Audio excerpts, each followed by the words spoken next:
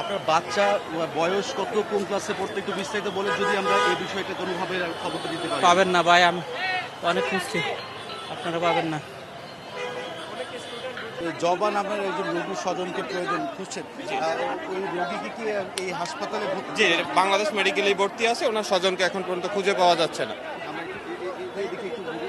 স্বজনকে খুঁজে পাওয়া যাচ্ছে, তার অবস্থা এখন কি অবস্থায়? তার অবস্থা মুমূর্ষু আমরা যতটুকু জানতে পারছি, এবং বাংলাদেশ মেডিকেল থেকে জানানো হয়েছে তার স্বজনকে দ্রুত খুঁজে পাওয়ার জন্য, তাহলে তাকে উন্নত চিকিৎসার জন্য রেফার করা হবে। কোনোভাবে কি জানতে পারা গেছে কোন শ্রেণীতে উনি পড়েন? না, এটা এখন পর্যন্ত জানা যায়নি।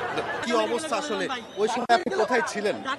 ওই সময় আমরা ক্লাসে ছিলাম, এখন হঠাৎ করে অনেক হইছে, এখন আমরা তো বুঝি নাই গা, তো আমরা ওয়াশরুমে যাই দেখতেছি অনেক বিমান অ্যাক্সিডেন্ট হয়েছে।